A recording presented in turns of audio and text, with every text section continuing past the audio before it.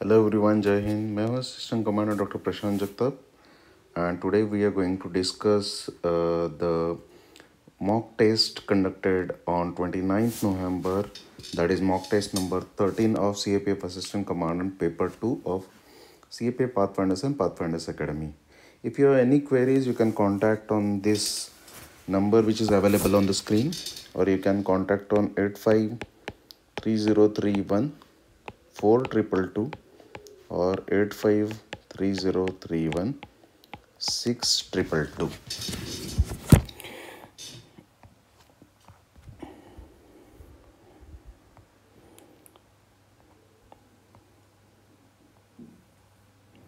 So paper that was conducted on 29 November, the 6 essay questions were the militant nationalism, the Frankenstein's monster of India, simultaneous elections, public funding of Indian elections, prospects and challenges, privatization of public sector undertakings, genuine need or the electoral desperation, UN reforms shouting at death, need to protect ocean from mindless exploitations, and interplanetary space missions still a myth or soon a reality.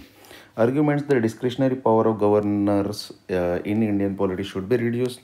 I use the traditional medicine system of India should be brought to forefront in COVID-19 fight. Reports: yoga and cryptocurrencies. It was a full syllabus paper. So, militant nationalism, the Frankenstein's monster of India.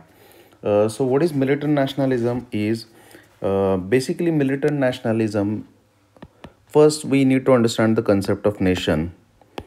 Nation is a concept. It is a group of people who believe in their unity and commonness.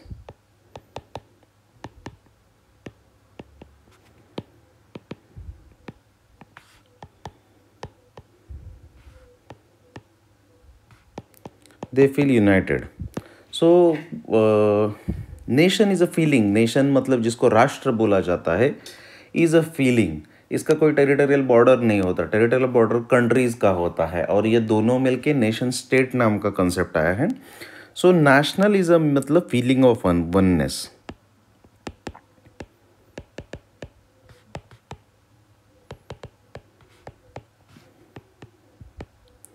जो United वाला feeling रहता है उसको nationalism बोलते हैं.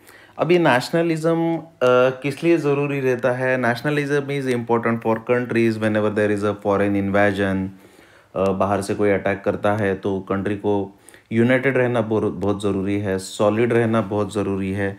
Otherwise क्या हो जाएगा, दूसरे कंट्रीज़ इन्वेड करेंगे या फिर सेपरेटिस्ट टेंडेंसीज़ बढ़ेगा, सेपरेटिस्ट टेंडेंसीज़ को बढ़ावा मिलेगा और कंट्रीज़ जो है वो वीक हो जाएंगे. इसीलिए क्या है, जैसे कि हम लोग ने नेशनलिज्म हमारे यहाँ इंडिया में स्टार्ट हुआ था ड्यूरिंग ब्रिटिश एरा. जब हम लोग को फ्रीडम मूवमेंट जब स्टार्ट किया, तब हमारे फ्रीडम फाइटर्स ने नेशनलिज्म क्रिएट करने का कोशिश किया. इंडिया में नेशनलिज्म का राइज हो गया और India ultimately United India independent हो गया. लेकिन उसके बाद भी इंडिया के प्रॉब्लम्स एक्चुअली सॉल्व नहीं हुए हैं. उसके बाद भी सेपरेटिस्ट टेंडेंसी चलती रही, ऑटोनॉमी के लिए चलता रहा, अलग स्टेट के लिए डिमांड चलता रहा, लिंग्विस्टिक टेंशन चलते रहे. सो ये सब के चलते नेशनलिज्म लोगों के मन में होना ये बहुत ज़रूरी रहता है कि even though there are differences, we are still united to fight with the external enemy. So इसको, ये फीलिंग को बोलते हैं नेशनलिज्म और unitedness. It works on feeling of commonness. जो भी हमारे पास जो कॉमन है, जैसे कि हमारा कल्चर कॉमन है, हम लोग ज्योग्राफी कॉमन शेयर करते हैं. कल्चर में सब कुछ आ जाएगा. हम लोग एक तरह के कपड़े पहनते हैं, एक ही तरह के लैंग्वेजेस है हमारे, एक ही तरह के रिचुअल्स फॉलो करते हैं, रिलीजियस प्रैक्टिसेस फॉलो करते हैं, कस्टम्स फॉलो करते हैं, ट्रेडिशंस फॉलो करते हैं, क्विजिन फॉलो करते हैं. ये सब कुछ कॉमननेस के ऊपर डिपेंड करता है.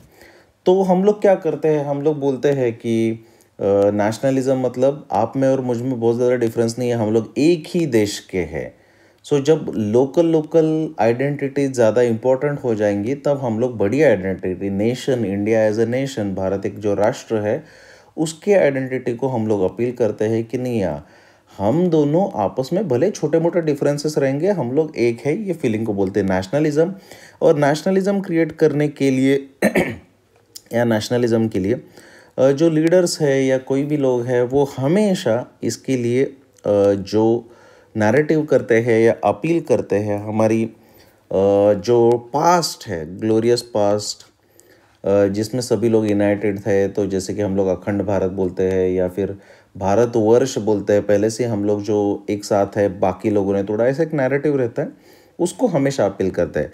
लेकिन जैसे ही जिस तरह nationalism is based on commonness, it is also based on differences.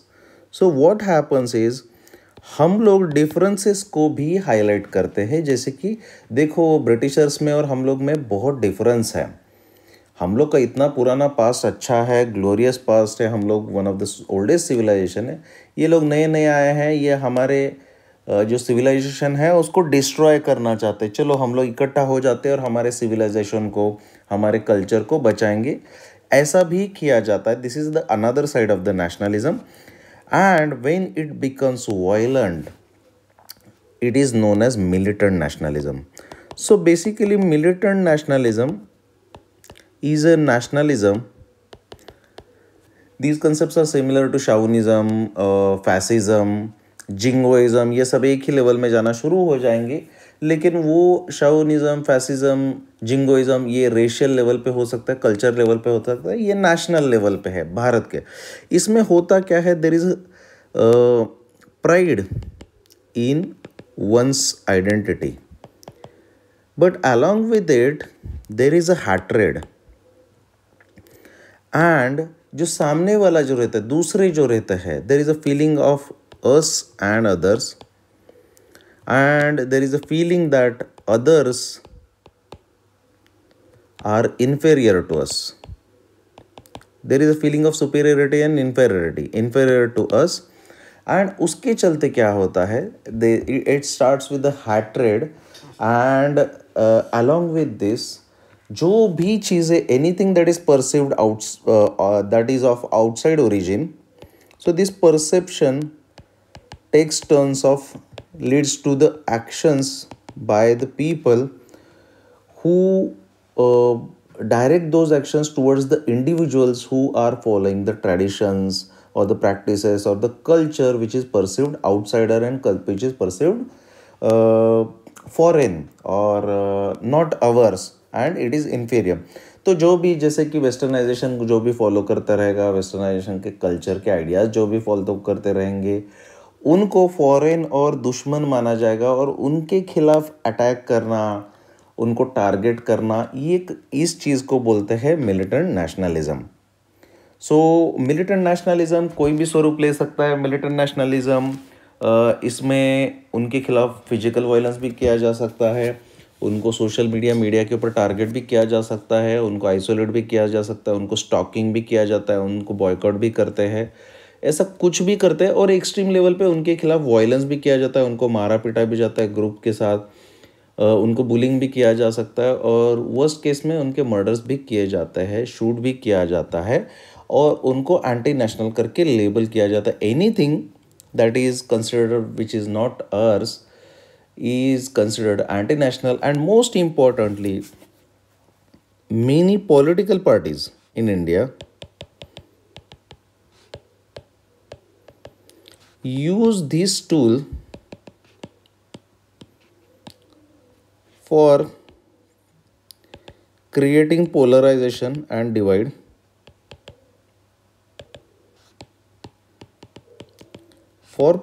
For electoral gains. Electoral gains मतलब इलेक्शन में जीतने के लिए। क्योंकि ये लोग क्या करते हैं, लोगों को डिवाइड करते हैं और लोगों को बोलते हैं देखो हम लोग संस्कृति बचा रहे हैं, हम लोग ये कर रहे हैं, हम लोग ये कर रहे हैं, हम लोग ही देश को बचा रहे हैं, बाकी सभी लोग देशद्रोही है, हमें वोट दे दो। तो ऐसे इलेक्टोरल गेन के लिए कुछ पॉलिटिकल पार्टीज़, कुछ पर्सन्स फॉर वेस्टेड इंटरेस्ट भी करते हैं कोई और ऑर्गेनाइजेशन के, ताकि अपना उनका खुद का संगठन मजबूत हो। So this is very very dangerous to any of the country, because ये why, what is the Frankenstein monster? Frankenstein monster is a concept. ये एक क्लासिक नॉवेल था जिसके ऊपर काफ़ी मूवीज़ भी आ चुके हैं। तो इसमें क्या है, एक आदमी रहता है जिसका नाम रहता है फ्रैंकेस्टाइन। वो थोड़ा क्रेजी साइंटिस्ट रहता है। वो क्या करता है, वो एक मरे हुए आदमी से उसको ज़िंदा करके, उसको स्पेशल पावर्स देके उसको ज़िंदा कर देता है। और वो जो आदमी जब ज़िंदा हो जाता है तब उसको बोला जाता है फ्रैंकेस्टाइन मॉन्स्टर। मॉन्स्टर इसलिए रहता है, the fellow is more powerful and very dangerous and very violent, और वो आने जाने वाले सभी चीज़ों को डिस्ट्रॉय करते रहता है। सो इसने बनाया कोई और पर्पज़ के लिए है। इसने सोचा कि मैंने अच्छा इन्वेंशन कर लिया कि मैं मरे हुए को ज़िंदा कर सकता हूँ, but eventually he understood that it wasn't a Nobel work. ये कोई अच्छा काम नहीं किया है। इन फैक्ट मैंने दुनिया को एकदम डेंजर में डाल दिया ऐसा मॉन्स्टर तैयार करके। इसी तरह जो हम लोग नेशनलिज्म जो क्रिएट करने का कोशिश कर रहे देश को बचाने के लिए, तो ये फ्रैंकेस्टाइन का मॉन्स्टर तो नहीं हो रहा है कि जो देश को खुद ही तोड़ने का कोशिश कर रहा है। This is the concept of the essay. So introduction, you can write about the Frankenstein monster.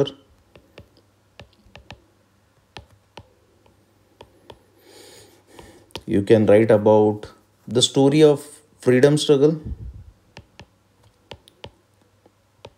and how nationalism help us to win over Britishers. उसके साथ स्टार्ट कर सकते हैं, लेकिन you can even start with the examples कि आजकल भारत माता की जय बोलो ज़बरदस्ती करना, या फिर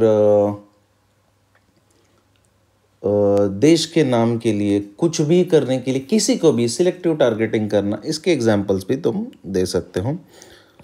बॉडी पार्ट में you can start with, you can define nationalism. You can explain what is militant nationalism.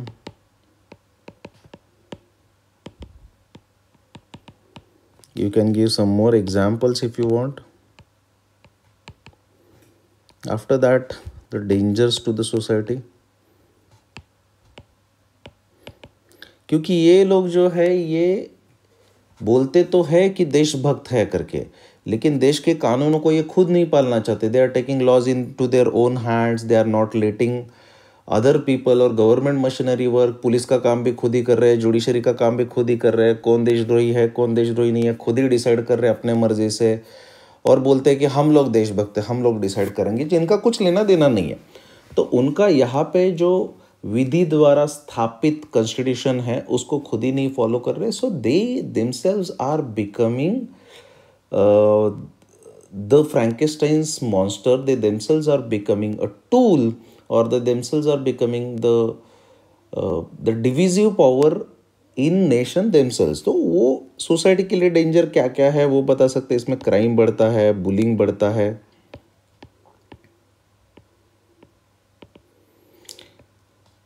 जो कम्युनल हैट्रेड बढ़ता है एंड कम्युनल वायलेंस। ये पोर्ट्रे करते कि एक पर्टिकुलर कम्युनिटी, हमारी कम्युनिटी छोड़ के सभी देशद्रोही है ऐसा, और उनके खिलाफ बात करने वाले सभी देशद्रोही है। Hatred, hate speech leads to polarization of the society.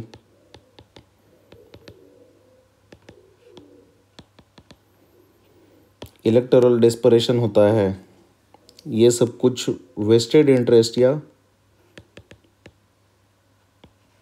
के लिए किया जाता है।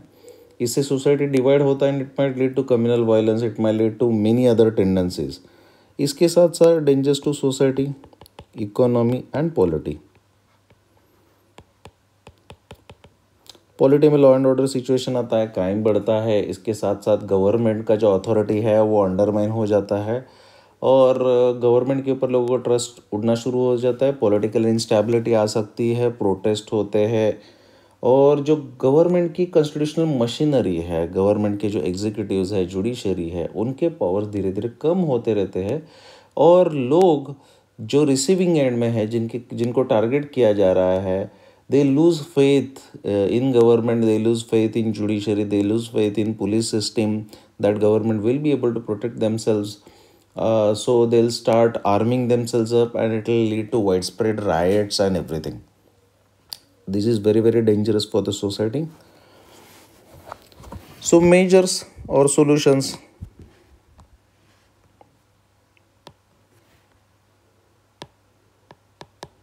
सॉल्यूशंस में क्या क्या कर सकते हैं? इसमें सॉल्यूशंस में बेसिकली अवेयरनेस क्रिएट करना है,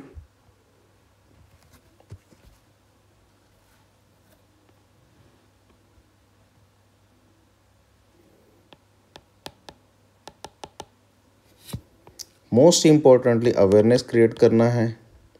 गवर्नमेंट ने ये सब चीज़ें टॉलरेट नहीं करनी चाहिए, ज़ीरो टॉलरेंस होना चाहिए। There should be clear cut and stringent laws against anyone who is taking law into their hands. देखो, आपको फ्रीडम ऑफ एक्सप्रेशन है लेकिन फ्रीडम ऑफ एक्शन नहीं है। कुछ भी नहीं कर सकते, किसी को कुछ भी नहीं बोल सकते। अपने मत अपने पास रखिए, अपने मत जो कॉन्स्टिट्यूशनल वेज है उसमें फॉलो कीजिए, without being violent, without being overtly critical of anyone, without compromising the freedoms of the other people. Media का इफ़ेक्टिवली यूज़ किया जा सकता है, इसके बारे में वाइड स्प्रेड डिबेट्स होने चाहिए। गवर्नमेंट ने जो करिकुलम है इसमें लाना चाहिए, स्कूल्स कॉलेजेस में इसके बारे में बताना चाहिए। जो पॉपुलिस्ट मेजर है गवर्नमेंट के, मतलब कुछ पॉलिटिकल पार्टीज इसको यूज़ कर रहे हैं, इसको पूरा बंद कर देना चाहिए। और हम लोग को यूनिटी एंड डाइवर्सिटी का कल्चर प्रमोट करना चाहिए। Otherwise it will turn into देश जिसके लिए लड़ने का कोशिश कर रहे हो, देश ही नहीं बचेगा, वो देश सबके लिए नहीं होगा। Conclusion, you can write about the freedom fighters. This is the danger to national security. Simultaneous elections and public funding of elections are prospects and challenges.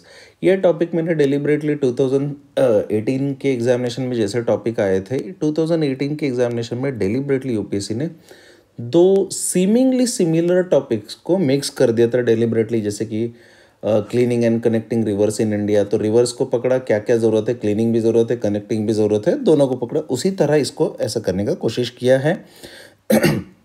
Elections में अभी इंडियन इलेक्शंस में दो ओपिनियन चल रहे हैं कि इसको साइमल्टेनियसली भी कंडक्ट करना चाहिए, और दूसरा एक ओपिनियन चल रहा है कि why Indian elections are not being funded publicly मतलब गवर्नमेंट इलेक्शन का खर्चा क्यों नहीं करता। इलेक्शन का खर्चा मतलब इलेक्टर्स का खर्चा, मतलब जो इलेक्शन के लिए खड़े हो जाते हैं वो लोग का कैंपेनिंग का खर्चा गवर्नमेंट क्यों नहीं कर रहा है। पूरा इलेक्शन का खर्चा करता ही है, तो ज़्यादा डेमोक्रेसी आ जाएगा। इसमें प्रॉस्पेक्ट्स और चैलेंजेस बताना इतना मुश्किल नहीं है, आपको बस टॉपिक को अंडरस्टैंड करना है और एक दूसरे से कनेक्ट करना है।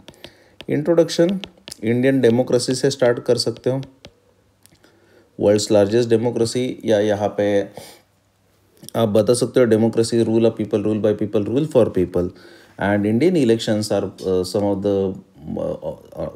of the many the largest elections in the world, and but many times Indian elections there are many problems associated with it. So recently government of India and many thinkers are of the opinion that rather than going for regular elections in India, हर साल तीन चार इलेक्शन होते ही रहते हैं, and it's is a huge burden on national exchequer. तो उसके बदले में हम लोग क्यों ना इलेक्शन साइमल्टेनियसली कंडक्ट करें, जो पहले भी करते थे, 1951 से लेके 67 तक कर ही रहे थे। और दूसरा एक था कि पब्लिक फंडिंग क्यों नहीं कर रहे, क्योंकि आजकल देखा तो all the elected members on an average उनका इनकम जो है 1 करोड़ रुपए के ऊपर है। अभी किसी के पास करोड़ रुपए के ऊपर इनकम रहता है, ये सब अमीर लोग हैं compare to the normal standards of India. All this people are rich people, they have more than 1 crore rupees, at least 1 crore rupees in their accounts. और ये जो उन्होंने डिक्लेयर किया है, मतलब इंडियन इलेक्शंस या इलेक्शन में खड़ा होना गरीबों के लिए ये ऑप्शन ही नहीं है क्या, इसके चलते ये हो रहा था कि बाकी लोग का कैपेसिटी नहीं है, इन्होंने इसको क्या कर दिया है, एलिटिस्ट बिजनेस बना दिया है। तो इसके लिए गवर्नमेंट ने इंडियन इलेक्शंस को भी पब्लिक फंडिंग करना चाहिए। सो इंट्रोडक्शन बता दिया। बॉडी पार्ट में you have to explain what is simultaneous elections,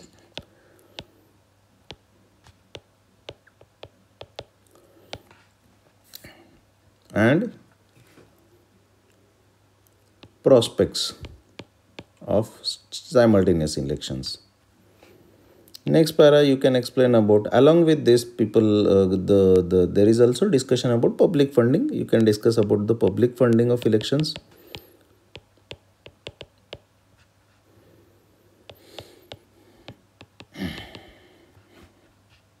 In prospects, हर कोई आ पाएगा, गरीब भी आ पाएगा,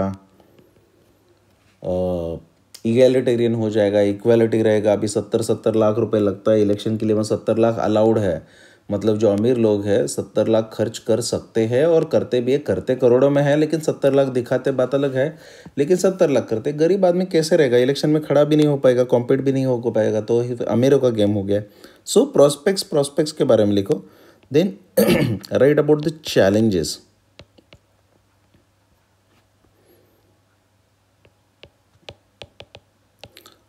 आपको इसको ये वाला पार्ट इधर भी लिख सकते हो, simultaneous elections, prospects and challenges, public funding of elections, prospects and challenges. ये सीक्वेंस में भी फॉलो कर सकते हो। एंड सबसे लास्ट में एनालिसिस, कि क्या करना है तो कैसे करना है, एनालिसिस एंड वे फॉरवर्ड। इसमें क्या करना है एनालिसिस एंड वे फॉरवर्ड में, साइमल्टेनियस इलेक्शंस लोकसभा और असेंबली के जब तक हो सकते हैं पहला वाला इलेक्शन होना चाहिए। Next simultaneous election should be after 10 और 15 ईयर्स, अदरवाइज बीच में सभी इलेक्शन साइमल्टेनियसली पॉसिबल नहीं है। बस साइमल्टेनियस इलेक्शन क्या करने का कोशिश करना चाहिए, क्योंकि इसके अलग अलग चैलेंजेस है। ये टॉपिक आपको पढ़ना ही पड़ेगा, just Google it, you will get everything on Google. Same is the case with public funding of elections, pros and cons आपको सब कुछ मिल जाएगा। कंक्लूजन, साइमल्टेनियस इलेक्शन और public funding of Indian elections, even though idea में बहुत अच्छा लगता है। साइमल्टेनियस इलेक्शंस हम लोग स्टार्ट कर सकते हैं, लेकिन उसको कंटिन्यू कर पाएंगे ऐसा ज़रूरी नहीं है। So rather than going blatantly for simultaneous elections of all the assembly and Lok Sabha elections, we should go for clubbing of as many elections and as possible. And as far as the public funding of Indian elections is considered, rather than going for the public funding, government should ensure that there is egalitarianism or equality when it comes to spending in the elections। क्योंकि अगर जब public spending होना शुरू हो गया तो कोई भी एरा गेरा भी खड़ा हो जाएगा और बोलेगा कि अगर बाकी लोग 70 लाख दे रहे हैं तो मिनिमम अगर 10 लाख भी मिलते तो किसको मिलते हैं ना 10 लाख खर्च करने के लिए। कुछ नहीं हुआ तो जब तक इलेक्शन चल रहे तब तक 2-3 महीना आराम से खाना तो खाएंगे, उसका तो पैसा मिल ही जाएगा। हर कोई इलेक्शन के लिए खड़ा रहेगा, it will be a huge shame and it will be a very big disaster for the nation. So you can write about the Indian elections को इलेक्टोरल रिफॉर्म ही करने का ज़रूरत है। So electoral reforms is also the key. Electoral reforms Laxmikanth में already दिया हुआ है टॉपिक, आप उसमें से पढ़ सकते हो। Privatisation of all public sector undertakings, genuine need और इलेक्टोरल डेस्परेशन।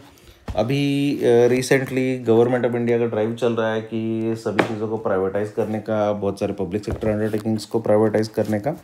सो जेन्युइन नीड है ये, इलेक्टोरल डेस्परेशन है, उसके बारे में इंट्रोडक्शन।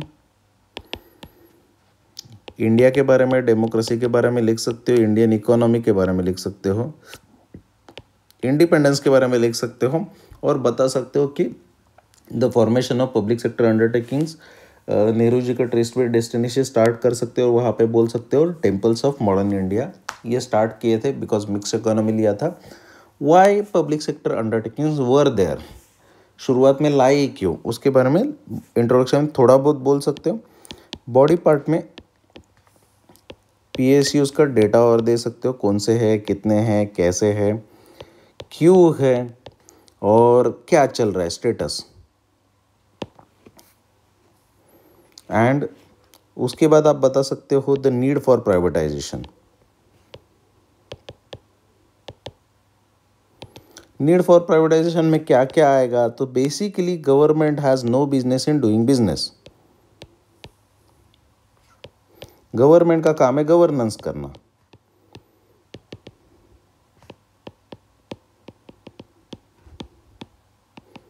इससे कॉन्फिडेंस बढ़ेगा बाकी लोग का, इन्वेस्टर्स का। गवर्नमेंट को पैसा मिलेगा क्योंकि ये इन्वेस्टमेंट है ना, गवर्नमेंट को पैसा मिलेगा। उसने जब 50 साल पहले 60 साल पहले जो ये इन्वेस्टमेंट किए हैं, वो इन्वेस्टमेंट कभी तो उसका फ़ायदा उठाना चाहिए ना। इन्वेस्टमेंट मिलेगा, इसमें से बहुत सारे लॉस मेकिंग है तो लॉसेस कम हो जाएंगे, प्रॉफिट मिलेगा। जो ऑलरेडी है प्रॉफिट मेकिंग, उनको बेचने से प्रॉफिट मिलेगा, लॉसेस कम हो जाएंगे। लेस बर्डन कि इसके ऊपर ध्यान रखना है, सर्विलेंस रखना है, मशीनरी है,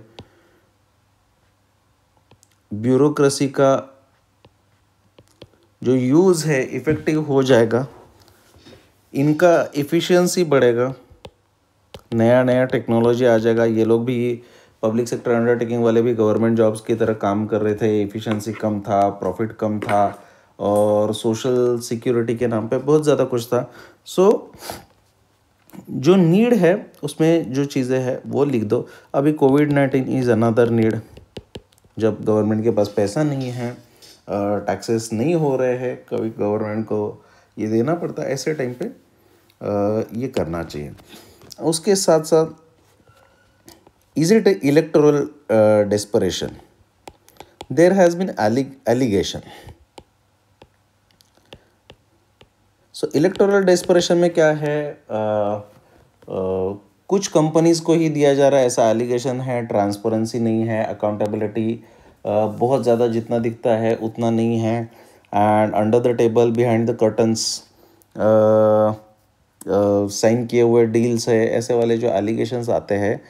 और ये आता है कि ये पब्लिक का पैसा है, पब्लिक के कंपनीज है, पब्लिक के कंपनीज को बेच के सरकार सिर्फ अपने इलेक्टोरल प्रॉमिसेस कंप्लीट कर रहा है। और जो इलेक्शंस के लिए जो फंड्स आते हैं पॉलिटिकल पार्टीज़ के लिए, इसमें से मेजॉरिटी ऑफ फंड्स कॉरपोरेट से आते हैं। तो ये कॉरपोरेट्स के लिए पहले ही उनको प्रॉमिस करके रखा है कि जब भी हम लोग जीत जाएंगे तो हम लोग तुमको तुम्हारे फेवर में डिसीजन ले लेंगे, ऐसे वाले एलिगेशंस है। That is what is electoral desperation, so that to ensure funds for the next election. This is what is the perceived image. So इसके बारे में भी आपको बात करना पड़ेगा। इसके बाद आप बोल सकते हो कि द चैलेंजेस और the problems.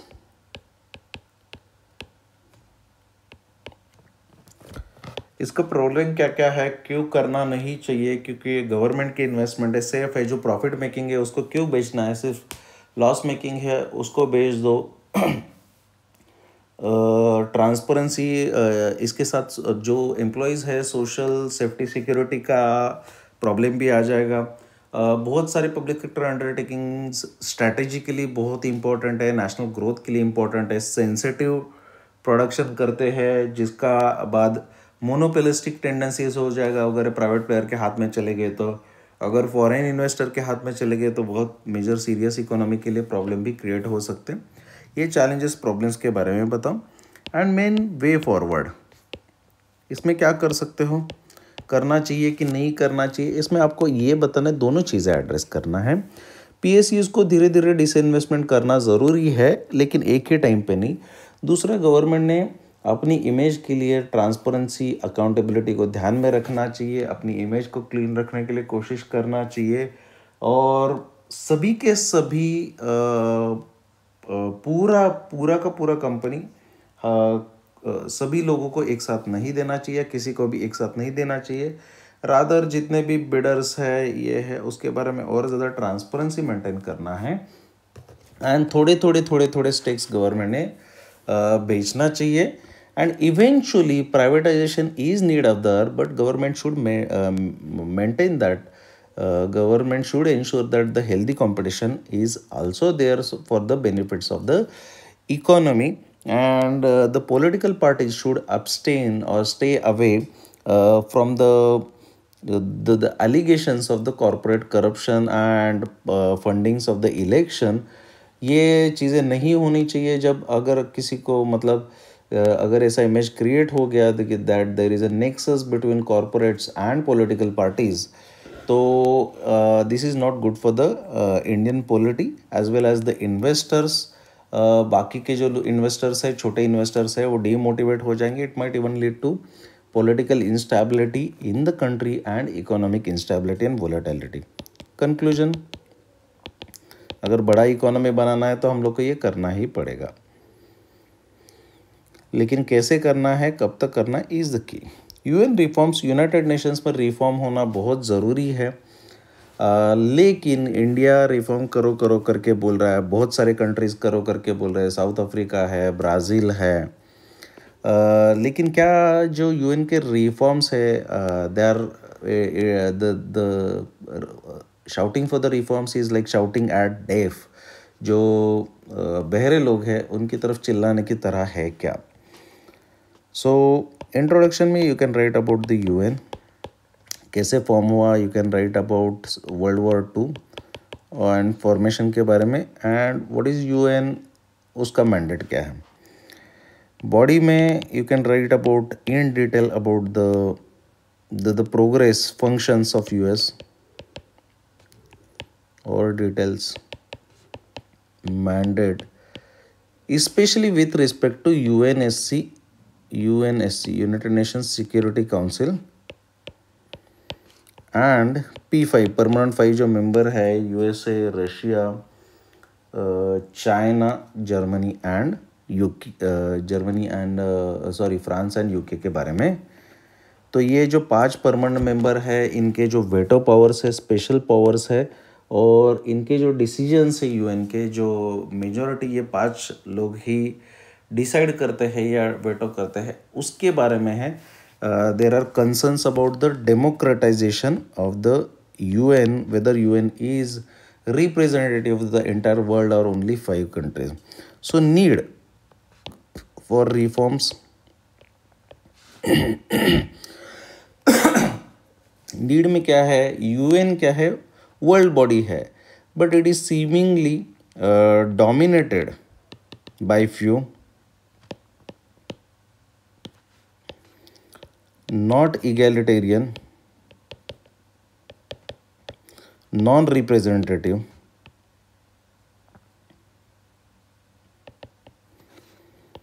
majority of the world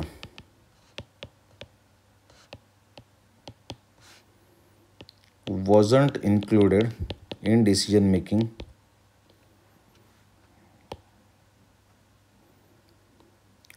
unequal powers,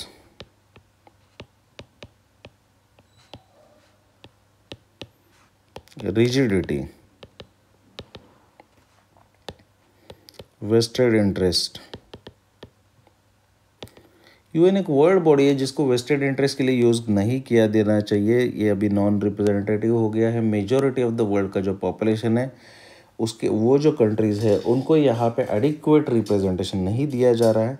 सो ये उसके नीड्स है, ताकि ग्लोबल फ्यूचर और कोऑपरेशन के लिए बहुत ही ज़रूरी है। So these are the needs. Response, no reforms, no support from P5,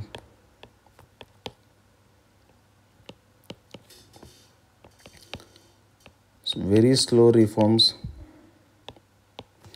losing relevance,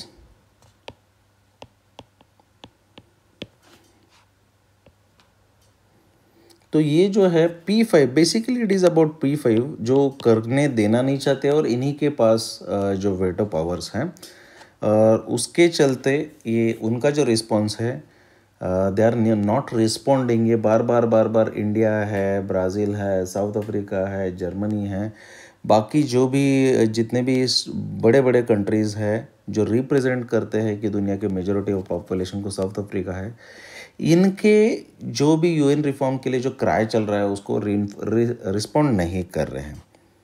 way forward करना चाहिए, निगोशिएशंस करना चाहिए, मूवमेंट करना चाहिए, बनाना चाहिए international. The all other countries should come together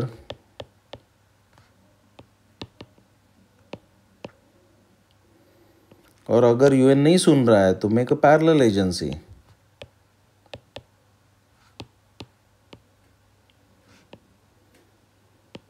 Form regional agencies. Take help of other things such as NAM. Take help of BRICS. ये जो है आसियान, इंडियन ओशन रीम, बिमस्टेक, ऐसे वाले एजेंसीज का सहारा लेके यूएन को काउंटर करने का कोशिश करना चाहिए, so that rather than countering, so that UN needs to be pressurised for UN reform so that they are more inclusive of all the countries. Conclusion, UN जैसे एजेंसी आज भी इवन इन 21st सेंचुरी में inclusive non democratic रहेगी तो उससे बड़ा कोई बात नहीं है. Need for protection of oceans from mindless exploitation. Very simple plain topic है. इंट्रोडक्शन 78%.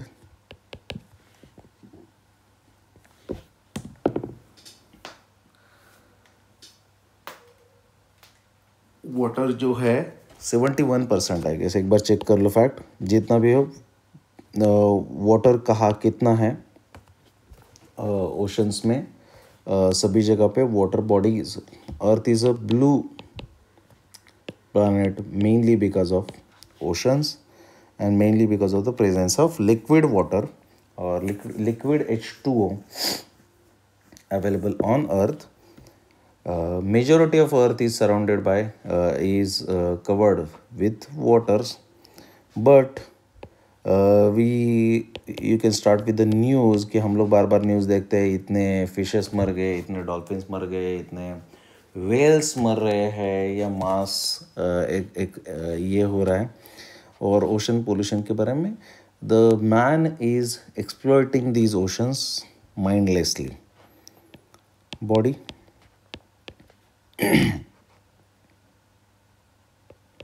एक्सप्लॉयटेशन क्या क्या है? रिसोर्सेस में फिशेस मेनली, उसके बाद पर्ल्स, उसके बाद सीबेड मीथेन, उसके बाद मीथेन हाइड्रेट्स, उसके बाद polymetallic nodules, fossil fuels, oil, natural gas वगैरह वगैरह वगैरह ये चीज़ें हैं. Rare metals, heavy metals. इसके साथ साथ हम लोग इसको जो है ग्लोबल कॉमन्स करके भी यूज़ होते हैं. एंड मोस्ट इम्पॉर्टेंटली इसके बाद ट्रांसपोर्टेशन.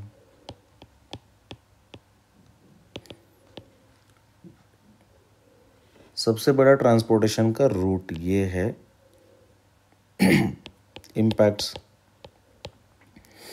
एक्सप्लॉयटेशन में इसके वजह से, ये सब कुछ होने की वजह से जो इम्पैक्ट होते हैं negative, pollutions, acidification,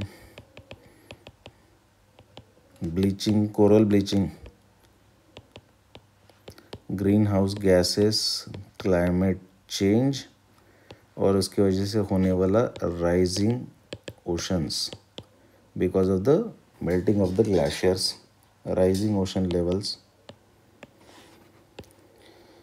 low lying areas,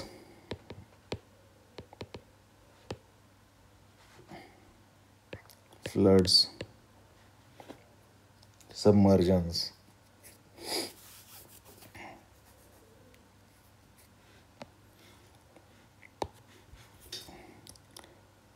fishes का पॉपुलेशन कम हो रहा है. Biodiversity loss,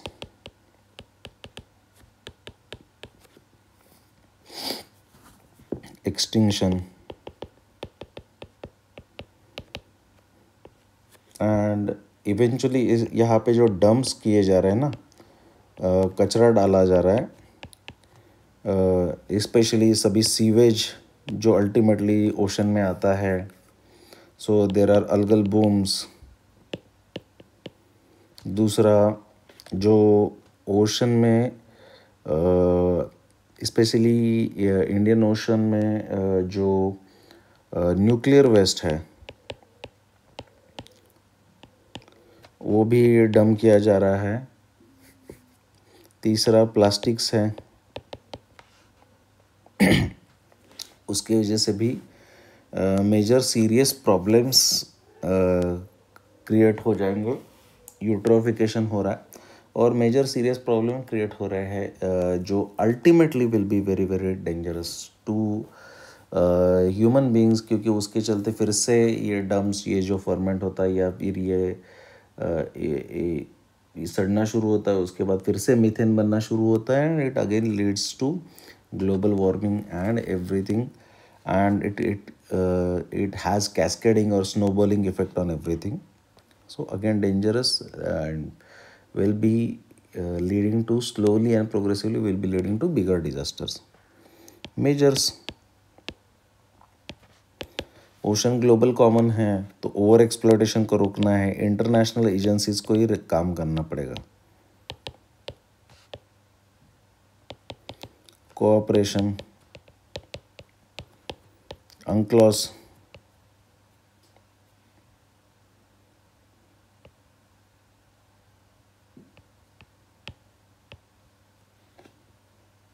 United Nations Convention on law of seas, उसको रिफॉर्म करने का ज़रूरत है.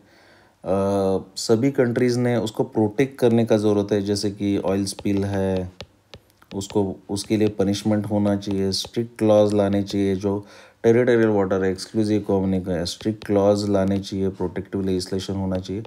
Green house gases, global warming के लिए जो पेरिस एकॉर्ड है उसको स्टिक रहना चाहिए एंड अल्टीमेटली प्रोटेक्टिव मेजर्स करने चाहिए so that we can save oceans. Conclusion, earth is only non habitable planet. बचाना पड़ेगा. उसमें बहुत सारा सस्टेनेबल डेवलपमेंट का कुछ भी यूज़ कर सकते हैं. सस्टेनेबल डेवलपमेंट करना चाहिए. You can write about Mahatma Gandhi quote, earth has enough for everyone's need but not for everyone's greed. Interplanetary space missions still myth और सोनो रियलिटी. जैसे कि आपको पता है कि interplanetary missions means mission between two planets. So अब तक जो हमारा मिशन था चांद तक था, मून तक था. So now we are planning missions, interplanetary man mission. Space missions में we are planning man missions. So for example अभी करंट मिशन जो चल रहा है तो मार्स मिशन चल रहे हैं. The humanity or human beings are planning to put man on Mars by 2025. मतलब और 5 साल में इंसान चांदी बोल रहा हूँ, ये मार्स के ऊपर, मंगल के ऊपर पहुँच जाएगा. सो ये जो मार्स मिशन है, along with this Elon Musk है, स्पेसएक्स कंपनी है, नासा है, ये सभी लोग मिलकर कोशिश कर रहे हैं. And even ISRO is going for the man missions now on moon. तो उसके अभी ट्रायल्स चल रहे हैं, सब कुछ चल रहा है, चंद्रयान का वगैरह. तो ये भी चीज़ें इम्पॉर्टेंट है. सो इवेंचुअली फ्यूचर में इंटरप्लानेटरी मिशंस अभी भी सिर्फ सपनों में ही रहेंगे या सच हो जाएंगे, उसके बारे में है. So you have to write the challenges and prospects and whether it can be a reality और नॉट. सो इंट्रोडक्शन मूवी से स्टार्ट कर सकते हो, रिसेंट मिशन से स्टार्ट कर सकते हो. बॉडी पार्ट में फर्स्ट पार्ट में you can even start with the introduction with the space technologies or one small step for a man, one giant step for a mankind. Neil Armstrong ने जो statement दिया था when he set his first foot on the moon, तो उसके बारे में भी तुम लिख सकते हो. बैकग्राउंड में मिशंस के बारे में लिख सकते हो, इंटरप्लानेटरी स्पेस मिशंस प्लान क्या क्या चल रहा है, कैसे कैसे, but most of these missions are currently unmanned missions. Manned missions अभी भी प्लैनेट्स में बहुत ज़्यादा नहीं जा रहे हैं। सो बैकग्राउंड बेसिकली इंटरप्लानेटरी मिशंस क्या रहता है, कैसे रहता है। नियरेस्ट इंटरप्लानेटरी मिशंस इंडिया का आप ये भी बता सकते हो कि सन से लेके कहाँ तक इंडिया, कहाँ तक इंटरप्लानेटरी मिशंस फिलहाल इंडिया नहीं, हम लोग अर्थ से इंटरप्लानेटरी मिशंस कहाँ से कहाँ तक कर सकते हैं, नियर बाय प्लानट कौन सा है, कैसे कर सकते हैं। द चैलेंजेस क्या क्या है मैन मिशन के। डेंजरस है, टेक्नोलॉजी अभी तक अवेलेबल नहीं है, बहुत सारे अब तक एक्सीडेंट्स हो चुके हैं, कम्युनिकेशन का प्रॉब्लम है, फ्यूल का प्रॉब्लम है, इसके साथ साथ इंटरनेशनल कोऑपरेशन का प्रॉब्लम है, बहुत सारा पैसा है, अननेसेसरी वेस्ट हो जाता है और स्पेस कंपटीशन हो रहा है वगैरह वगैरह। लेकिन मोस्ट इम्पॉर्टेंटली रियलिटी में space is very very very dangerous and very hostile, and even a smallest mistake there is no scope for error in mistake. जैसे कि you can give example of Challenger disaster, जिसमें जो बोला गया था, challenger disaster जब हुआ था यूएस में, तो रिचर्ड फाइनमैन ने बोला था कि even though when it comes to science, we should not think about the PR or public relations, because science is not forgiving, as science recognizes only truth। Sir दिखावे के लिए करने के लिए जाओगे, we will have to pay a very dear price for it। सो इसलिए दिखावे के लिए कोई भी चीज़ के लिए नहीं करना है। This mission should be very very very precise है, because there is no scope for error. और पैसा तो बर्बाद होगा और लोगों का डेथ भी हो सकता है, and it takes toll on the morality of the nation, it takes toll on the psyche of the nations those who are performing it. Challenges है, लेकिन प्रॉस्पेक्ट्स क्या क्या है, कैसे किया जा सकता है। प्रोस्पेक्ट क्या क्या है, नए नए प्लानट में जाएंगे, अर्थ के साथ साथ हम लोग एक्सप्लोर करना सीखेंगे। मोस्ट इम्पोर्टेंटली लर्निंग है, मोस्ट इम्पोर्टेंटली वहाँ पे जो रिसोर्स है उसको एक्सप्लोर कर पाएंगे। वहाँ पे हम लोग कॉलोनाइज भी कर सकते हैं। जो ये फ्यूचर है ह्यूमैनिटी का, सिर्फ अर्थ तक सीमित नहीं होना चाहिए। और जो स्पेस में पहला जाएगा, space is a global common as अभी तक तो, और जो पहला जाएगा वहाँ से रिसोर्सेस एक्सप्लॉइट करके यहाँ पे भी ला सकता है या वहाँ पे भी यूटिलाइज कर सकता है। It will be very very powerful country, and most importantly experience आ जाएगा। जैसे कि for example British Royal Navy ruled the world, created an empire on the basis of stronger navies. तो उन्होंने पहले एक्सप्लोर करना शुरू कर दिया, स्ट्रॉन्ग नेवीज बिल्ड किया।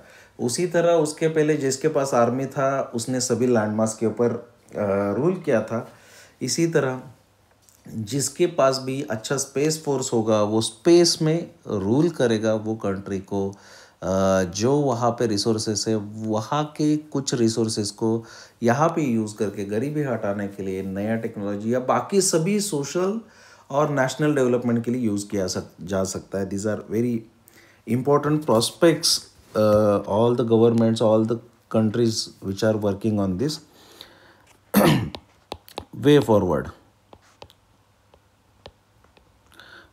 में करना चाहिए, स्लोली प्रोग्रेसिवली करना चाहिए, without putting much on the risk, without not just for the publicity. जैसे कि चैलेंजर में करने का कोशिश किया था, वैसा नहीं है। सभी स्ट्रिंजेंट रिगरस ट्रायल करके ही टैक्स पेयर का पैसा ये करना चाहिए। लेकिन ऐसे वाले मिशंस को हमको पक्का ट्राई करना चाहिए, बिकॉज अगर ह्यूमैनिटी का फ्यूचर जो है, हम लोग यहाँ पे प्रोग्रेस करके आए, रिस्क लेके आए हैं, इसलिए करना ज़रूरी है। And it will soon be a reality. Conclusion, you will have to give a creative conclusion for this.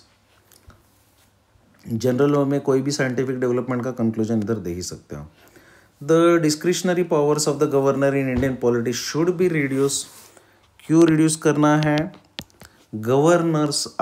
few governors are behaving like agents of the political parties.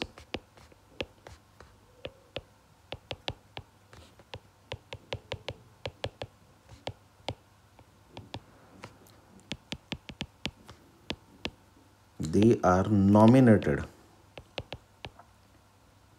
and not elected by people. There are many cases of misuse of discretionary power.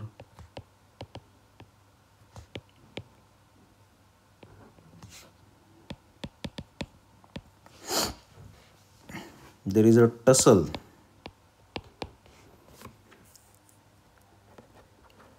between elected state government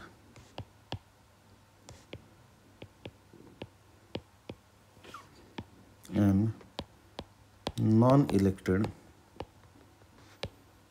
governor.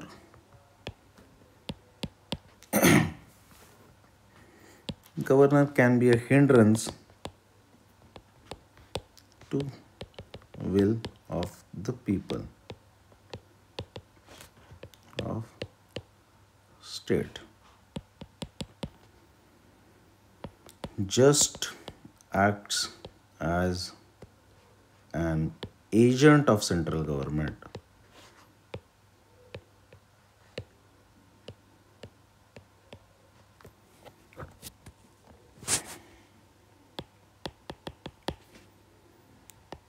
Now India is 73 plus years and needs to go for more decentralization.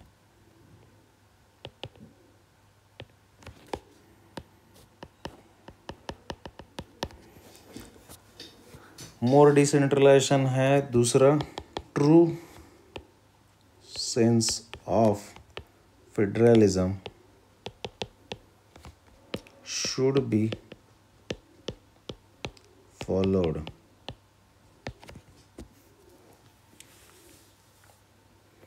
Monarch की तरह behave करना शुरू कर देते हैं कुछ governors और state government tussle हो रहा है, स्पेशली इन दो स्टेट्स जहाँ पे सेंट्रल गवर्नमेंट में रूलिंग पार्टी अलग है और स्टेट में अलग है.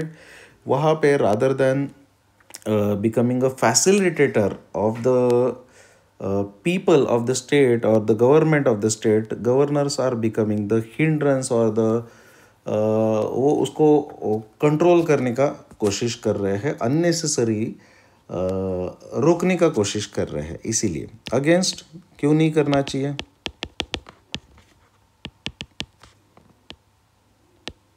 सेपरेटिज्म में rise,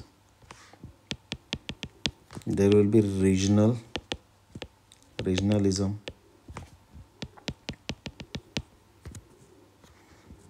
India is quasi-federal, not federal.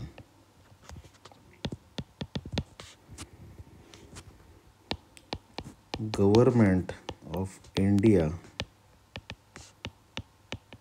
should have control over state policies.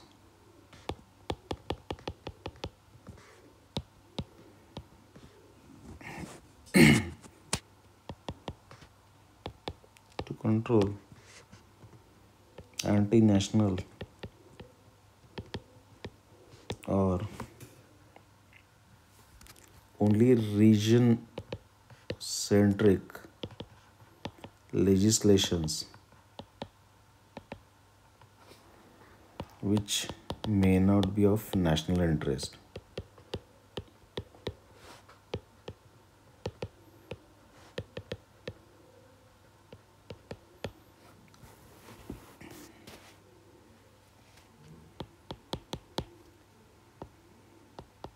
To protect unity of nation. आपको ये इलेबोरेट करना पड़ेगा. कंक्लूजन, पूरे डिस्क्रिशनरी पावर्स निकालना नहीं चाहिए, लेकिन उसके ऊपर कुछ गाइडलाइंस लगा देने चाहिए कि कौन से वेज में यूज़ कर सकते हैं. They should be less veto powers. So इसको जो डिस्क्रिशनरी पावर्स है रिफॉर्म लाना चाहिए. कॉन्स्टिट्यूशन अमेंड किया जाना चाहिए। दूसरा, मोस्ट इम्पॉर्टेंटली सेल्फ कंट्रोल किया करना चाहिए। उन्होंने राजा महाराजा की तरह बिहेव नहीं करना चाहिए, वो मालिक नहीं है राज्य के। They are just the titular head and they are just the facilitators of the will of the people of the state government. Otherwise this will lead to more tussle between central government and state government, and there should be more decentralization and true sense में धीरे धीरे और federalism India ने respect करना चाहिए। आयुष मतलब आयुर्वेद, यूनानी, naturopathy, सिद्धा और होम्योपैथी, ये जो सिस्टम है traditional medicine system, it should be bought to forefront in कोविड-19 फाइट। फॉर में इंडिया में एलोपैथिक डॉक्टर का शॉर्टेज है। दूसरा, no clarity of treatment in allopathy. तीसरा, डॉक्टर्स जो है अनइक्वली डिस्ट्रीब्यूटेड है।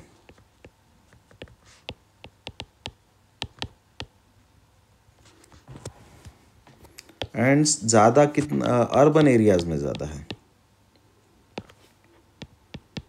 Allopathic doctors are expensive.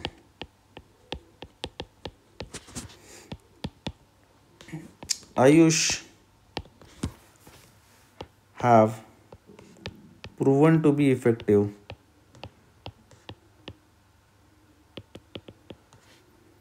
in many ailments and are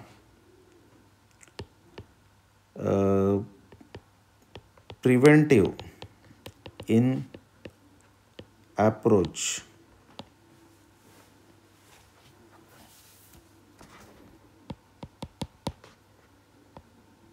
They help in building better immunity, which can be helpful in COVID-19 fight against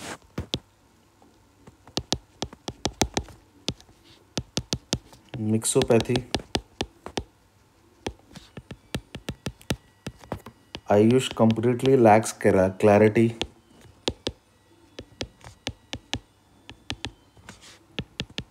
mix pathies में कुछ पता नहीं चलता किसका है responsibility.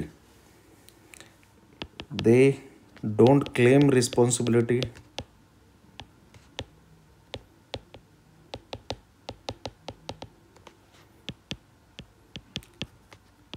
Many times just considered as placebo effect in other countries.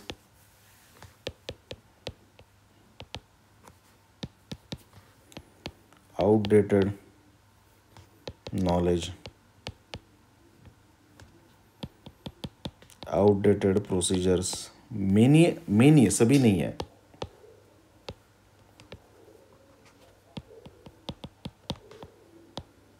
Just a common sense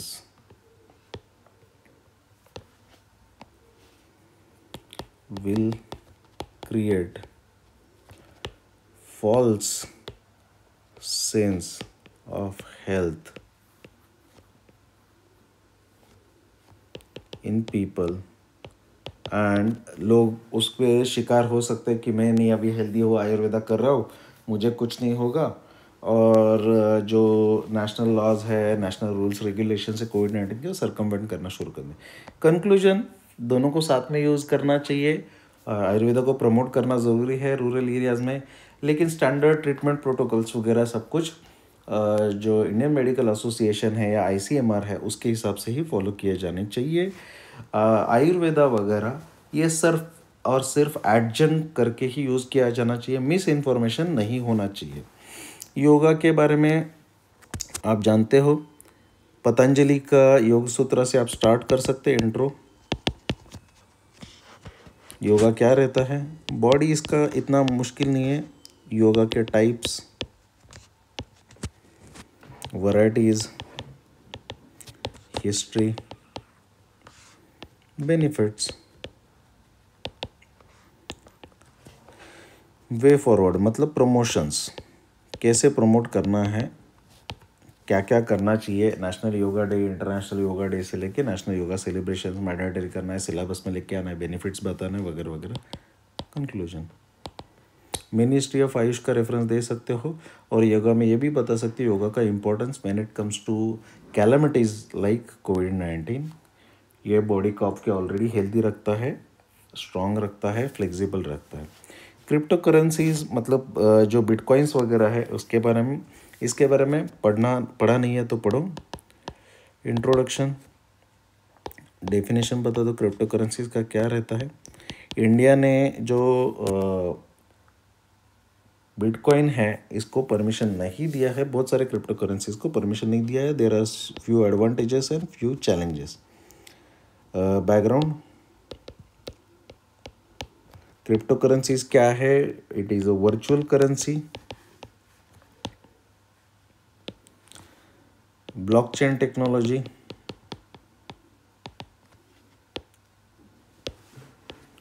blockchain technology use किया है, virtual currency है और इसने basically it is not promoted by any country, no nation.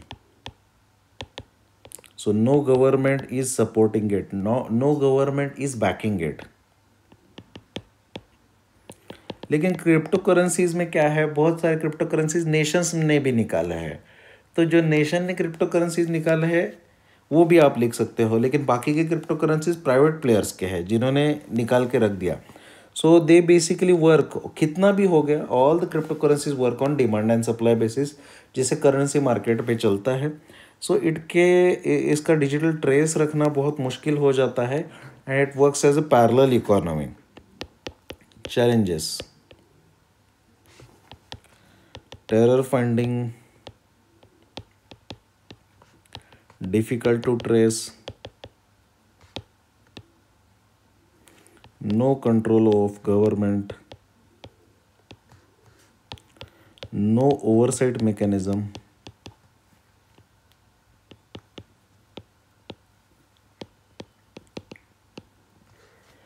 कोई भी चीज़ के लिए यूज़ किया जा सकता है, ये नेशनल सिक्योरिटी के लिए डेंजरस हो सकता है, national and international security. Speculative है, वोलाटाइल बनाता है इकोनॉमी को, एक्सप्लॉइट किया जा सकता है। वे फॉरवर्ड,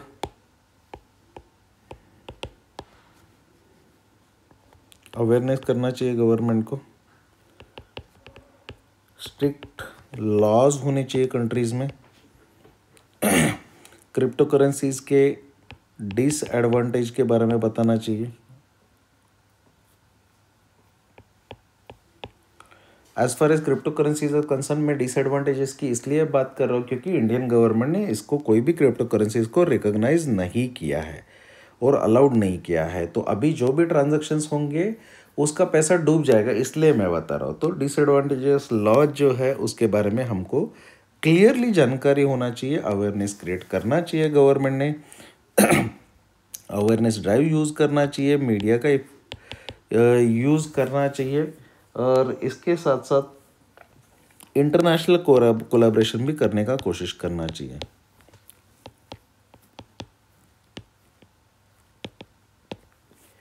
और अगर इसमें कोई बड़े ट्रांजैक्शंस हो रहे हैं, कोई ब्लैक डीलिंग हो रहा है, कोई सपोज यूरेनियम है, एक्सप्लोजिव्स है और कुछ है, तो उसके ऊपर भी ध्यान रखना है क्योंकि this will mainly B use for illegal transactions, इसके लिए यूज़ किया जाता है। कंक्लूजन, इसके डेंजर्स भी है, कुछ एडवांटेजेस भी है, टेक्नोलॉजी बेनिफिट के लिए भी यूज़ किया जा सकता है rather than using crypto currencies.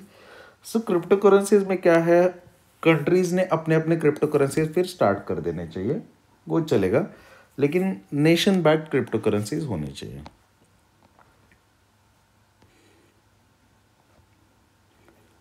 ठीक है, precis and passage were pretty easy, आप ये कर सकते हो। आज दोपहर को 2 बजे CAPF असिस्टेंट कमांडेंट का हम लोग एक फ्री मॉक टेस्ट भी ऑर्गेनाइज कर रहे हैं। If you want you can join for this test on Unacademy platform. दोपहर को 2 बजे आप ज्वाइन हो सकते हो। इसके डिस्क्रिप्शन में आपको इसका लिंक भी मिलेगा।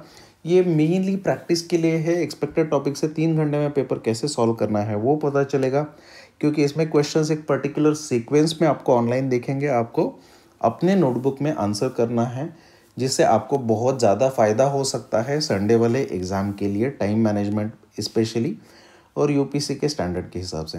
अनअकैडमी प्लस प्लेटफॉर्म पे मैं पढ़ाता हूँ। आप ज्वाइन करना चाहते हो तो 25 दिसंबर के आसपास हम लोग का नया बैच शुरू हो रहा है 2021 के लिए।